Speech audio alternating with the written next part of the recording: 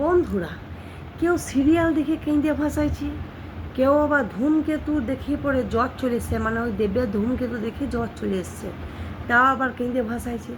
আর আমি কি করে কেঁদে ভাসাইছি জানো? আমার বেটার এত পড়াশোনা সিলেবাস সিলেবাস শেষ করতে করতে আমার কান্না চলে আসছে।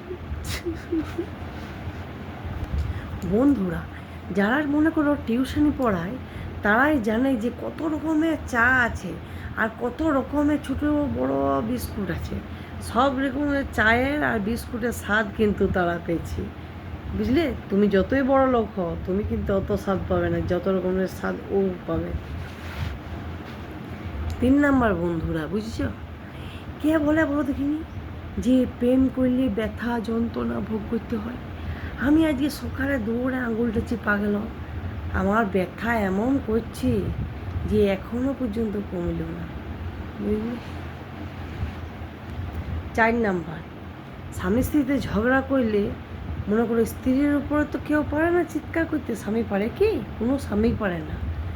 তাই তাদের কোথায় শক্তিটা খাটায় তারা জানো?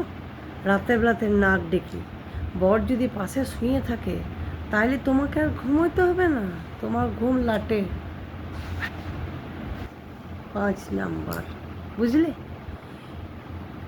প্রেম হচ্ছে বাস যাত্রার মতো, আর বিয়ে হচ্ছে প্লেন যাত্রার মতো। যেমন ধরো, প্রেমে তুমি বিরক্ত হয়ে গেলে ছেড়ে দিতে পারবে, বাসে আমরা বিরক্ত হয়ে গেলে ধরো নেমে যাই, কিন্তু প্লেন নামতে পারবে না। বিয়েটাও ঠিক তাই।